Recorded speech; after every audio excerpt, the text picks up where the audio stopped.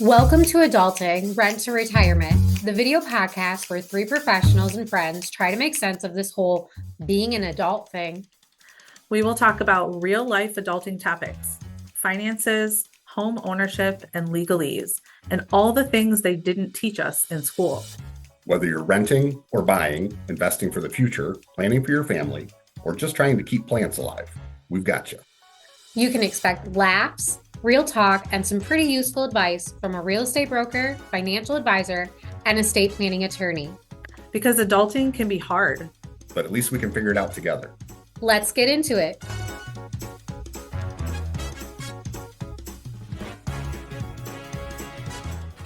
Welcome to another episode of Adulting, Rent to Retirement, a podcast where we explore real life adulting topics. I'm one of your co-hosts, Katrina Hofstetter, and today we're going to talk about adulting on a budget. Joining me are my co-hosts, Ashley Smith. She's a realtor and broker with Oasis Realty, and Dan Malcolm, a financial planner with Sequent Planning. So for our topic today, we're going to talk with Dan about things like, why does a budget matter? What do we include as expenses in the budget? And then just how to build the budget and track your progress. So let's jump in. Dan, why don't you kind of start with, what is a budget? Like, how would you define it? And why do we need it? Why is it important? All right. So the best way I like to define a budget, because I think budgeting has kind of gotten a bad rap over the years and such. So I like to describe a budget as it gives us more control. So it's not, a budget is not meant to control us. It's meant to control our money. So we are able to tell our money where it's going to go and what it's going to do, instead of our money telling us where we're going to go and what we're not going to do or what we're going to do. And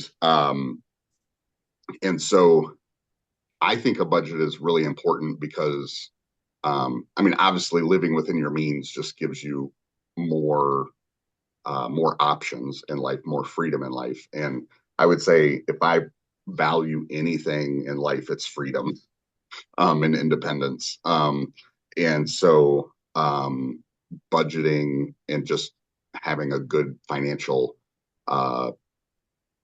sense, I have found gives me a lot of that. And so the other reason I think it's important to have a budget is because there may be certain things that you want to do and certain ways you want to live. And knowing where your money goes gives you the opportunity to really look at those things and be like, all right, this I enjoy. I'm fine spending money on this. I did not realize I was spending money on this, or as much money as I was spending on this. And I don't enjoy that as much as I enjoy this other thing. And so I really would like to reallocate that money to something that is more valuable to me, or something that I prioritize more. The way that you just described that, I'm glad you kind of talked that way, because one of the big questions I had for you, and I have my own feelings about budgeting and, the way that we do it, but from your perspective, do you think that it is more important to have like a regular ongoing budget just for your life, or should we just be focusing on budgeting for like a big thing, like if we're going to buy a house or a car or go on vacation? I definitely think that budgeting just as a regular practice in our ongoing life is a good idea, because creating that habit and staying in that habit prepares us for when we do have those big things that we want to all of a sudden save for. If we've never really been used to saving before for little things, it's going to be really hard to all of a sudden save for this dream vacation, or a down payment for a house or whatever. And so I think budgeting on not a daily basis, but budgeting on an ongoing basis, and whether you decide to review your budget monthly, quarterly, twice a year, once a year, whatever, because not only does it give you that practice or that habit, but also just in your normal life, that's where most of the mistakes get made. That's where we lose most of our money, is in our like day-to-day life. I would agree with that. I have tried to now be responsible since Dan's in my life and and lectures me constantly. No, I'm just kidding. And we like took an analysis of what we were spending our money on, and the amount of money that we spend on food at restaurants was embarrassing. Like Yeah. I can't even like I was just like, wow, I could have the things that I could have bought if I would have just eaten a hot pocket at home. Um That's a are big one for a lot of people. yeah, so it definitely now we go like this is how much money we have to spend if we're gonna eat out. Like this is what we're gonna spend for the week on that. And if it's out, it's out. You eat the Yeah. Hot Pocket or the ramen noodles or we have better food at our house than Hot Pockets. I just want to make that clear. But yeah, it's crazy if you're not tracking these things, how much money you spend on something that you don't even, that doesn't seem like it's that big of a deal. And then when you add it all up, you're like, whoa, Yep. that's nuts. Yeah. Yeah. So, um, kind of a general question for both of you. Like I know Ashley, you said that you kind of did an analysis to figure out what you guys were spending on that specific thing and probably others, but like there's so many different ways that you could track spending and like manage your budget. Do you guys use anything specific? Because, there's apps that you can get where you enter, down to the penny every transaction or there's people who do the envelope method where everything's in cash and then you pull from envelopes. Like, what do you recommend or what do you find has worked for you guys? You want to go first, Ashley? Um, I can. So I track my bills on a Excel spreadsheet. Yeah. And then my husband and I have a shared note. We have iPhones, so the notes, which is where we keep our budget. So like when he spends money on gas, he subtracts from our gas like line item. Or when we spend money on groceries, we subtract it from that line item. So that way, since we have shared expenses, having that shared app really helps to make sure like that I didn't just spend $200 at Horrocks and same like an hour later he goes to Kroger and buys, Right. all this stuff. So Okay. So, so what I do for my own personal finances is I also have a spreadsheet. Or I shouldn't say I don't track my expenses on my spreadsheet, but my budget is, a document that is on my computer. And years ago, I did the envelopes for a long time. I would say, gosh, probably from like when I was around 25 until maybe my mid 30s, late 30s, I did the wow. envelopes. Um, and but as things got more and more digital, it became Yeah. more like less and less, more and more of a burden to like do it that way. Yeah. Um, and so now what I do is there are some I have two checking accounts and I have some money that just gets transferred into essentially what is a savings account for us, but it's at First National Bank of America. It's their home. I don't know if they still call it this, but when I opened it, it was called the hometown checking account. And out of all as far as I know, because I check rates, somewhat regularly, the rate on that checking account is the highest I've ever seen on just a normal, like liquid account. Hmm. So anyway, I use that kind of as my savings account. Um, and then in my other bank, I have categories listed. That I think is a really cool option that banks are giving now, and especially credit unions. Credit unions seem to do a really good job of doing this. So you can like have your main account number and all your direct deposits, all your money can go there. But then they'll let you create all these little sub accounts, and they have their own account numbers, and you can Mhm. label Christmas fund, vacation fund, Yep. utilities, whatever. And you can set up automatic transfers so that the day after payday or the day of payday, like it just automatically transfers a certain amount of money to all those sub accounts Mhm. for you. And that's really cool. As far as apps go, I have never used any of the apps because I'm not super early adopting, like when it comes to technology, as everybody knows. Um, but I do have clients who use them, and I have heard really, really great things about Monarch. That one there, and there is a free version. I really don't know what you can do, how much you can do with the free version. My assumption is that all of the apps are going to cost you money. If you don't want a bunch of ads, and or if you want a lot of options, and for it to be like super user friendly, you're probably going to have to pay a subscription fee Yeah. for it. Like Rocket Money is a big one right now. People keep asking me about.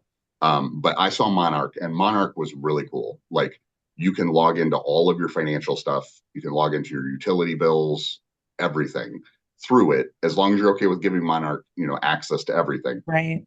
And then it'll pull it all together, and you can run reports and spreadsheets and analyses. What is the plural of analysis? I don't know.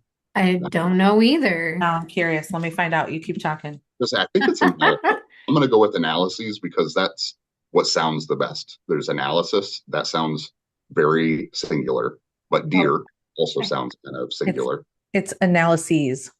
All right. Oh, so you Look did at have me being smart. Uh,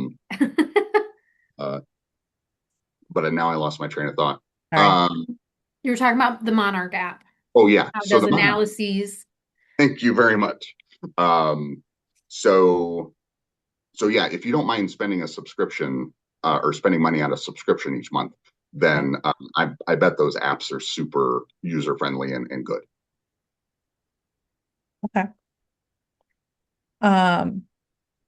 So the budgeting that you recommend, are there any like general rules of thumb? Like if you're doing a budget, you should always include like that money goes into your savings or something like that. Yes, Okay. for sure. So you always want to pay yourself first. Okay. And so, because there's always going to be bills, there's always going to be some type of debt.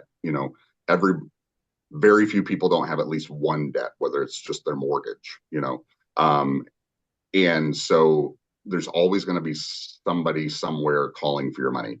So you pay yourself first, and that also helps. If you're really, really committed to that, that helps you learn how to live on less than you make. And you're always below your income or living like below your means. Right. Yeah. Because if you live above your means, that's bad. Yeah. And so Talk that out. I'm having trouble with the words today, people. All right, we got you. So yeah, so whether it's 10 or 20%, I think a good like first goal, well, honestly, a first good goal even is 1%. Like if you're very brand new to this or, whatever, or maybe you're a teenager and you're working at McDonald's, at least start with 1%. You can live on if you can't live on 99% of your income, then you have a problem. And we need to either decrease expenses or increase income, one or the other. And that is the thing about money. It is very black and white. Like sometimes I'll meet with people and they're like, I don't know. I feel like I make a lot of money and I just never have any money. And they treat it like it's this like mystery of like, there must be like a fairy coming and stealing my money. No, it's being spent. There are two options: more income, less expenses. Those are the only two options. Otherwise, it's never going to work. Anyway, what were we talking about before? You were talking about paying yourself first, and I Yep. have a question on that maybe you could explain. When you say pay yourself first, does that mean you're giving yourself money to do something you want to do with, or what do you mean by that? So it's going to mean a couple of different things. If you don't have an emergency fund already in place, and an emergency fund really should be 3 to 6 months of your fixed expenses, then you're paying yourself first in order to build your emergency fund. Once your emergency fund is built, then you're going to pay yourself first to create. You could take, say you're doing 10%, pay yourself 5% into a retirement account and pay yourself 5% into like a regular savings account. So because your emergency fund, you don't want that to somewhere down the road become the boat fund. So the emergency fund should really, as much as possible, stay intact in the bank, in CDs, most likely, that just continue to renew. And then you pay yourself into a savings account for those other things like the boat or the vacations or Christmas and stuff. And then you also pay yourself first into retirement, so future planning, so that 65-year-old you won't cuss at you, cuss at the 35-year-old version of you. Fair enough. Thank you.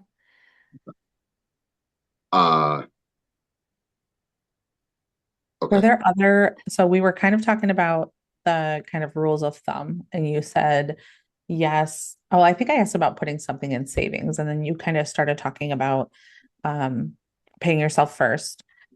What about things like if I'm building my budget, am I going to include putting money away every month for bigger things? So like Christmas or vacations or a big purchase. How do you recommend that we build that into our budget? That's an excellent question because because in order for budgeting to be sustainable, your budget does need to include some fun money. Because otherwise, just like dieting, if you tell yourself you're just going to eat green beans and chicken, boiled chicken for the rest of your life, it's not sustainable. You got to have a cookie every now and then. Wait, I have another question. Is there a Moriarty's line item on your budget? Yes, well, I mean, it doesn't say Moriarty's, it probably should. But it's our, fun money line item on our budget, spending money. And a lot of that gets spent at Moriarty's. Just curious. So back to your original question, Katrina, so I said a moment ago, like, if you don't have an emergency fund built yet, then you should pay yourself first to build that. I'm glad you mentioned that, though, because a good caveat to that is, even if you don't have an emergency budget, you can put off buying a boat. You can put off, the next big house. Yep. But Christmas and birthdays are going to come, whether you want them to, whether you're ready for them or not. Yeah. So yeah, that is a good point. And that you want to be building your emergency fund, but you also are going to be wanting to save for those holidays and those gift giving things and things that are just going to come. So I think the reason I didn't really point it out is because I encourage people to have that as a line item on their budget. And so, how much do you think you normally spend for Christmas, for the birthdays, for the kids' sports, seasons? And then average those things, total them up and then divide them by 12. And then you're saving all year, for it, with all of the other things that you're doing in your budget. The other thing I like to do with the utilities, this is something else that tends to come up when I'm doing budgeting counseling with people, is I generally every 6 months will go and honestly with like with like your online access to utilities, this is even easier than it used to be. I will just go back and look at like 6 months or a year's worth of utility bills, add them together, average them out to a monthly amount. So during the summer, I'm saving a lot more than I need to for my summer bill, but then it's all saved up for when I get to winter. Right. And I've never done it just because I'm a control freak, but I do have clients who use like the consumer's budgeting, like they'll just do that for you, and they all really like it, and it's worked well for them. In regards to Christmas, Dan, why can I not just pay for all of Christmas on a credit card? Yeah, Dan, why are you making it It difficult? seems like that would just be easier. And then pay it off throughout the year, have the card empty, ready for Christmas again. In theory, I will pay it off. So do you love bankers? Like, are you like super in love with bankers? I don't think so. Is there like one particular bank that you just really, really love and like wanna, just line their pockets with extra money? No, I would like to line my pockets with extra money. So that's why we don't use a credit. That's why we shouldn't use a credit card for Christmas and then just pay it off over the years because of the interest. And then by the end of, your Christmas could end up costing 20, 30, 40, 50% more than you Yeah. anticipated. And I have definitely done budgeting counseling with people who have done that for several years. And that's usually when I walk into a 30,000 or a $40,000 credit card bill. Mm, They've been making just the minimum monthly payment on for the yep. last years.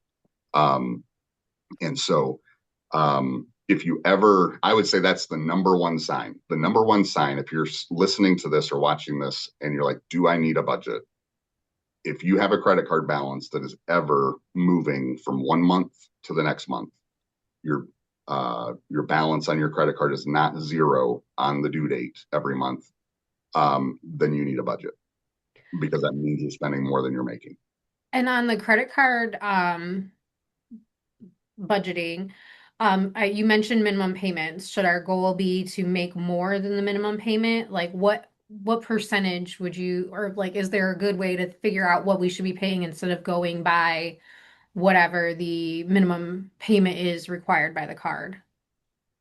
Yeah, so you only want to use a credit card if you're able to pay the balance off every month. Um, if you Totally understand. I just meant if we're already in a bad situation. yeah, Not that that happened to me, Dan. You know I listen to you. oh, and it's never happened to me either. Um, Right? uh, I could not. Well, this is a bit of a rabbit trail, but I could not believe the first time. So I did not grow up in a like being taught any financial. Me either. Me Yeah. neither. And so when I was 18, I got a credit card and like Mhm. I was using it to buy like this was back when you could buy a pack of gum for 25 cents. I would use it at like the college bookstore to buy a pack of gum for like 25 cents. And when I met Aubrey and we like officially got engaged and like serious and we started like looking at our finances together, she was like, what is going on here? Like you are nuts. And so I honestly, my very first like financial lesson came from Aubrey. And she like, She's so and smart. she is very smart. So a couple of the like quickest things to say about that is if you're already carrying a credit card balance month to month, the first thing, if you haven't already done this, is go just Google 0% balance transfer card. Yeah. And the very first thing is just transfer as much of that balance that you can. Hopefully, it's all of it to a card that for the next 12 to 18 months is not going to charge you any interest whatsoever. And that at least slows down the bleeding. Yeah. And then at that point, you can either just pay as much as you can afford. You should probably put together a budget so you can figure out how much that is. Or if if your income has changed and you're able to, then if you move it to like say a 12-month card, then just divide the balance by 12 and make that payment every month so it's at zero. That's a great idea. Yeah. Dan, So you're so smart. I never thought of dividing it like, okay, I got it on this card that's like 12 months, no interest. Let me divide this up, figure out how I get it paid off before that Yeah. interest starts going. Right. Dan, this is why I need you around. That's great. Well, and that is one of those ways in which you can leverage debt to your or yeah, leverage debt, use debt to your advantage. I don't talk a lot about it because I'm concerned that people will get overly excited about it and then end up in a debt problem.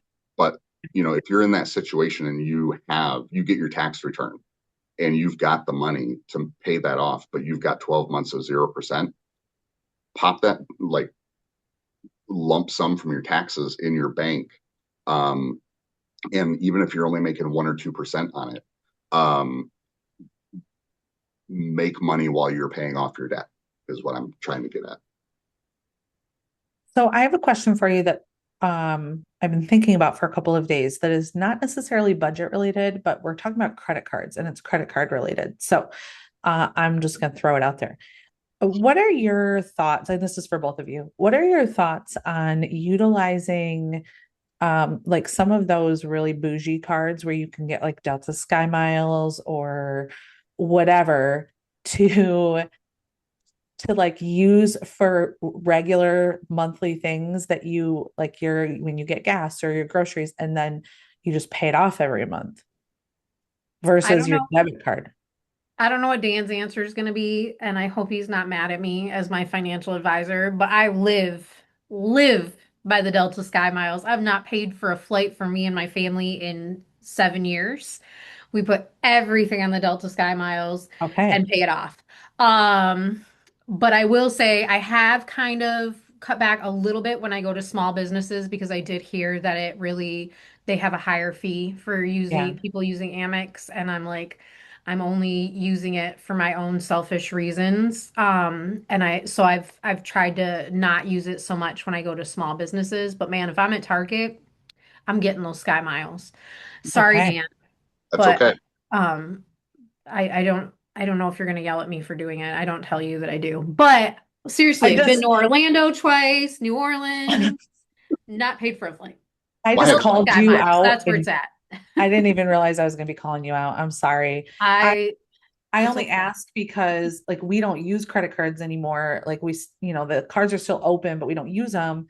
But somebody recently was talking about how they were going to use their card to pay for stuff, like a big purchase, and they didn't mind getting the surcharge, small business, because of the crazy miles they get. And I'm like, I love Delta. I want to not pay for flights do I, but I also know that like that can be like a downward spiral if you're not careful. You So, really got to make a habit of paying it yeah. off every month. And so like Okay. everything that we budget for like gas and everything like that Yep.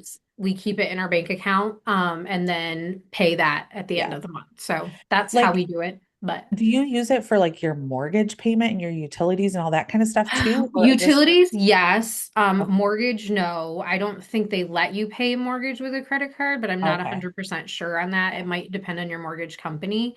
Okay. Um, I will say the paying for our attorney bills has definitely paid for a trip or two. Uh-huh. We always use the Amex for Not that. mine, not my bills. Not Katrina. And I'm not in legal trouble. It's a No. long story, folks. But yeah, anything like that, like especially if it's a huge expense, I'll be sure to Yeah. put it on Amex and then just pay it off. I there was one place where like it was going to go over my Amex limit, so I literally called and asked them if I could make one payment and then pay it off and then call them right back and make another payment, and they were like, oh, it was our car. It was to get Ryan's truck fixed. I called Ryan's Auto Care. April Seeley, she's my girl. And I was like, hey, I'm gonna pay. It was like a huge expense. I'm like, I'm gonna pay it, and then I'm gonna pay it. I'm gonna pay half, pay it off, and call you right back and pay the other half. And she was like, okay. And I was like, because I got to get my Delta Sky miles out of this. And she totally let us do it. So yeah, that's I use it for everything if I can. Okay. So I don't have a problem with that. Um, Okay.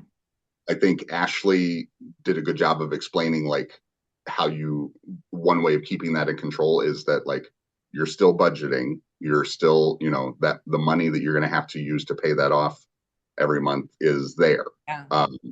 The I actually do that. I use the City Card double cash card. So Okay. one I get 1% on all my purchases and then 1% on all of my payments. So essentially it's a 2% cashback card. Um, Okay. and I have everything that I can possibly tied to it. I would say for some of our listeners though who get because at least Ashley and I, and I'm not exactly sure how you pay yourself, Katrina, but Ashley and I are like fully commissioned. So some months are big and some months are not big, and we have to kind of plan weirdly. We don't necessarily get paid every week or every other week, Yeah. Yeah. or even once a month. And so for folks who do, and most people get paid every other week, um, if they want to try that strategy, which is not a bad strategy, if you've had trouble with debt in the past, you might want to take baby steps into it. Mhm. If you've never really used a credit card, or you've just never had a problem using your credit card, then go for it. But if you have 1 month where all of a sudden you've got a balance that you can't pay, then it's time to pull back from that strategy and figure out why do I not have enough money to pay for all of my expenses. Yeah. But if you're getting paid every other week, then you could make 2 payments a month on your credit card. That way you're That's a good idea. not accidentally spending the money down over the month. Yeah. Yeah, and I think one thing that I will mention that was really important for me to get in a rhythm on is finding out when the payment is due, so that you don't get hit with the interest, or like when that interest hits, because you want to make sure you pay it off at least the day before that, if not sooner. If you don't get in a rhythm on that, if you don't check your card's dates and you're like, I'll just pay it off on the 31st every month or whatever, and you don't get ahead of the interest, then that kind of defeats the purpose of paying it off every month to avoid the interest. So just make sure that you're checking your cards, like what day is interest charged? Is it on the 1st, or is it on the 17th? Because I think they all vary. And so if you're going to use it to get the miles or the cash back Yeah. or whatever, like that's important to know what day you need to pay it by to not get the interest charge for that month. So Yeah. And if the Absolutely. person is truly keeping up on the strategy and has the money there, you can set up auto pay even on your yeah. credit. Yep. So it'll just, pay it twice a month automatically out of your checking account, or even the day before your due date. Or Yeah. that, Another thing that I found out early on when I did it, and I missed the date because I didn't realize it wasn't like pay by the 31st on mine, was that it hit my credit report too. And it was like, your credit score has dropped, because it looked like I had added like $3,000 of like debt to a card. Oh, Um, and so then I paid it off, and it goes back and forth, but if you're like getting ready to buy a house, you don't want, your lender will kill you if yep. $3,000 ends up on your credit report out of nowhere. So make sure that you're thinking of that too. one last thing on this Credit card. topic, is some of those cards have annual fees. Mm-hmm. So just make sure, be truthful with yourself, and make sure you're getting enough value from whatever reward card you're using. If it has an Right. annual fee, you should really, really feel like you're benefiting from it, because there's plenty of Yeah. reward cards out there with no annual fee. Yeah, that is true, because Amex keeps sending me like, oh, you can be this level and this level, and it's like the annual fee. I'm like, I think I could just buy plane tickets for that amount. I think I'm good. Thanks. Dude, Right. listen to this. All right, so Aubrey and I are going on like the biggest trip of our whole life at the end of the year in February. Wait, where are you going? Are you finally going Um, to the all-inclusive resort that Aubrey's wanted to go to for 20 years? yes, yes. Yay! And so, because she'll graduate from grad school at the end of the year, she turns 50 in February, and Are we you have, allowed to say that on this podcast? yeah, Okay. she's pretty down to earth about her age, and we'll be celebrating our 30-year anniversary. So, Aw. big trip. We're going to Punta Cana for 10 nights, to Royalton Chic Resort in Punta Cana, and we booked it through Cruise Planners. Ray and Stephanie Gosha, great people. They were very, very helpful in getting that booked.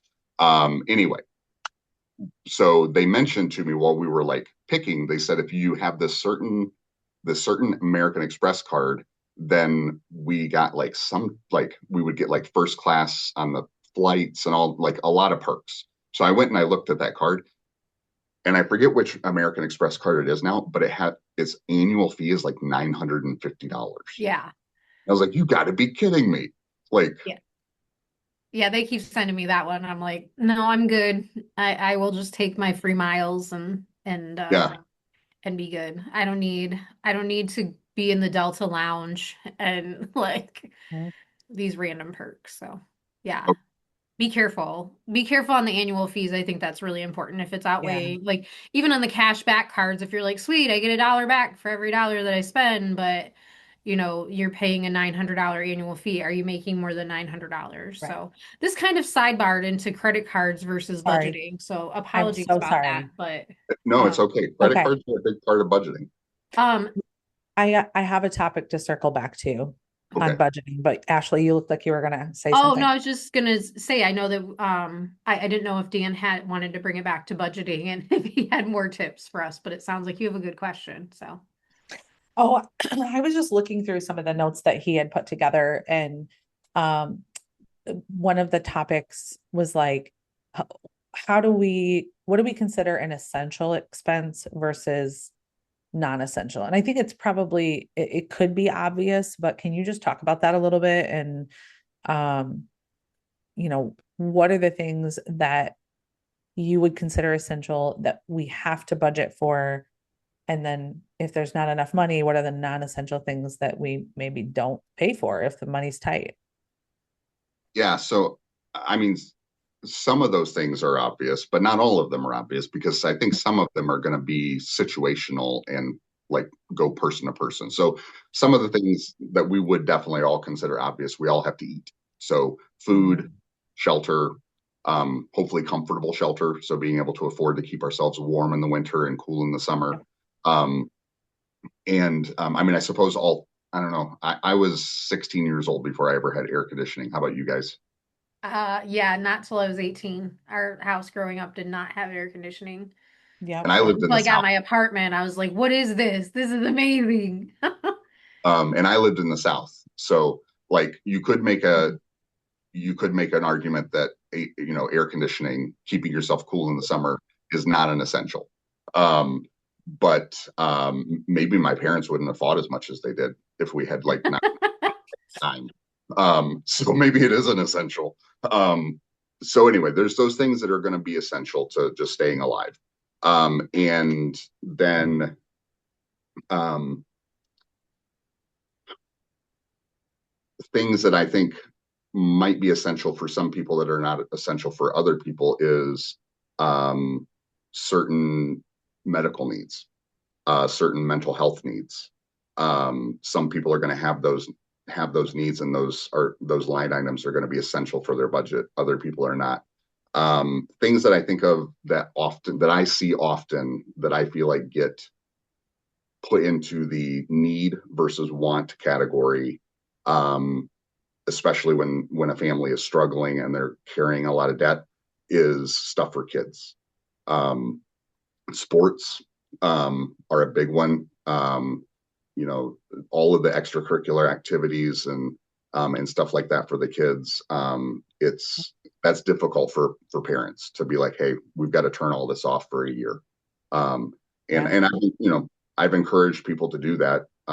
One case sticks out in my mind particularly, and the family was running about $1,200 a month over their income, and and about $600 or yeah, about $600, $600 a month of that was extracurriculars for the kids. And I said, Mm. the kids are going to understand. Like if you just sit down, and they were old enough. And honestly, if they're not old enough to understand, then it's probably still okay to turn it off. And they just They're give them, probably not going to notice yeah, after. give them Like, um, or some blocks. But if they're turn old off the enough, air conditioning and make them go outside. No. there you go. um, if they are old enough, just explain to them, hey, we're just going to take a break from this for a year, Yeah. and um, and recoup some of that. And so some things just need to be taken a break from, just kind of like a financial diet, but not the idea that this is gone forever. Just I need to take a financial diet this winter, and I'm just gonna stay home more and blah blah blah, so I don't spend as much money. I don't feel like I really answered that question super great. Needs versus want. I got really fixated on one specific area. No, Um, but I mean, it made sense to me. Like, there's things that you have to have and then things that you could do without, whether it's short term or long term. yeah. Yeah. but And that I do think it's a perspective thing because like we don't want to disappoint our kids, so we automatically assume that and we want them to grow up to be well-rounded and so we automatically assume things like that are a need. But when you really break it down, if you're, you know, choosing between paying your mortgage and paying for Palm Camp, um, Yep. I think sometimes the needs versus wants is like a hard reality of what Yeah. actually is a need. yeah. So, yeah. Well, and I think including your children, you don't want, I don't, okay, let me preface this with, you don't want your children to feel scared or Mhm. feel um, uh, shaky, nervous all the time about money.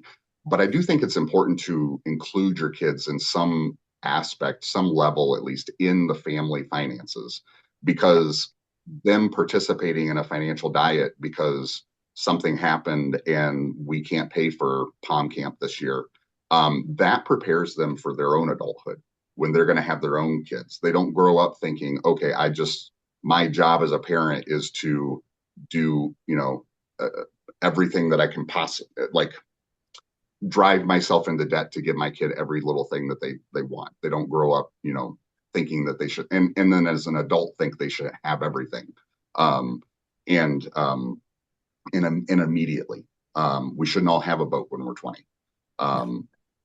Most of our parents, if they had a boat, they got it when they were in their 40s or 60s, or you know, um, so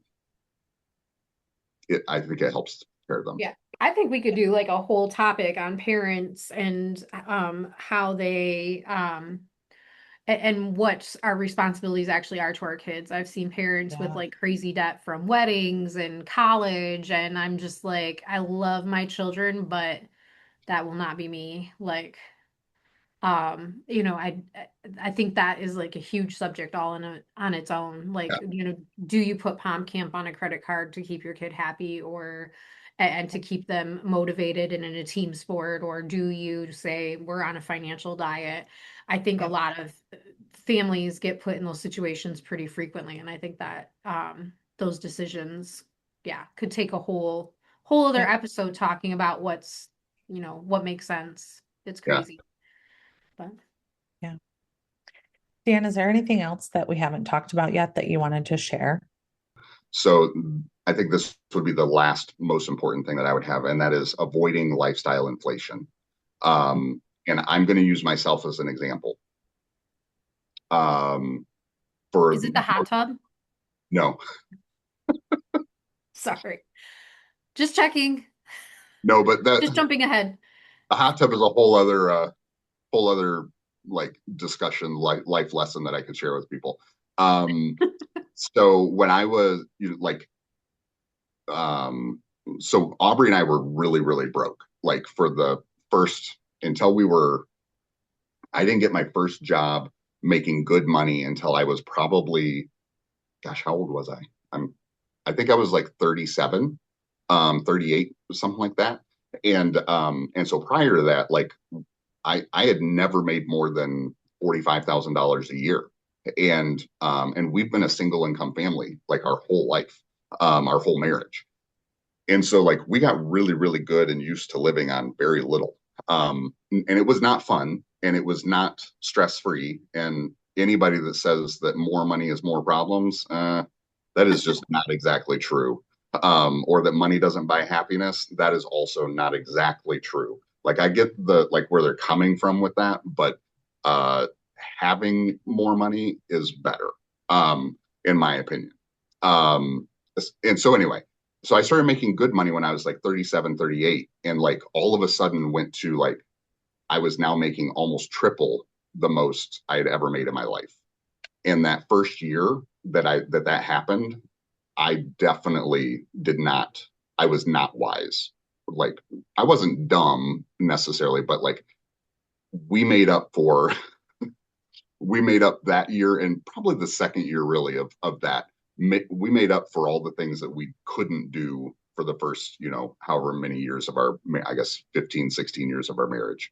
And then like I, Aubrey and I were like, all right, this is, we just made triple what I've ever made, and we don't have any money. We don't have any money left at the end of the year. So, so what we did is we inflated our spending. Because all of a sudden we had all this extra discretionary money. And so, I would say to all of our younger viewers, as your life develops and you continue to make more and more money, just make sure that you don't have to spend 100% of your paycheck every single month. That's not the goal. That's fair. Yeah. But if you go hog wild for a year or two, obviously you can bounce back. I did. Thankfully, I didn't lose that job in year 3. So then I was going to say, what happened? Real bad. Yeah. Yeah, I got to work that job for several more years after that. And so, and now I make tons of money. I'm just kidding. Yes. Small business owners always make tons, and independent, self-employed people. We make tons of money. Yeah. Thanks, Dan, for all those great tips about budgeting. I actually learned some things today too. So Me too. Yeah. Well, good. I'm glad I could bring some value, and I hope our viewers also found something of value. And if our viewers need to have a deep dive talk about this one-on-one, I'm happy to do that. I do it for free. I don't charge hourly fees and stuff like that. And I think I said this in another podcast. I'm going to say it again. If you contact a financial advisor and they try to charge you an hourly fee or a membership fee, run. Perfect. I thought you were going to say they can find you at Moriarty's. That's what I thought you were going to say that you've said before, but that is my favorite place to meet people. The fees, that's important. That's good to know. Thank you, Dan. However, I did just have lunch with Jacob Van Adder. And he is a super smart kid. Like, I shouldn't call him a kid. He's a young man. He's just a lot younger than I am, but he's an accountant out in Katrina's neck of the woods, in Rapids, and has his offices directly across the street from Katrina's office. Jacob and I had lunch at Coaches on Bishop. Mm-hmm. And that might become one of my new places to take people because their food was so good, and they have a pool table. Nice. Yeah, they were recently purchased by the people that own the Saddleback barbecues. Oh, really? Yeah. So yeah, they've been making some changes and stuff. So good to hear it's good food. I'll have to check it out. All right. Good stuff, Dan. Thanks. Thanks. Bye, everyone. Bye. And that's a wrap on this episode of Adulting Rent to Retirement. Thanks for hanging out with us. We hope you've learned something, laughed a little, and feel slightly more prepared to adult today. If you like what you heard, be sure to subscribe, leave a review, and share this podcast with a friend who needs this in their life. If you have questions for us or topics you would like us to cover, hit us up. We love hearing from you. And don't forget to join us next time for more real talk, bad jokes, and actually useful advice. Until then, keep adulting, or at least pretend to.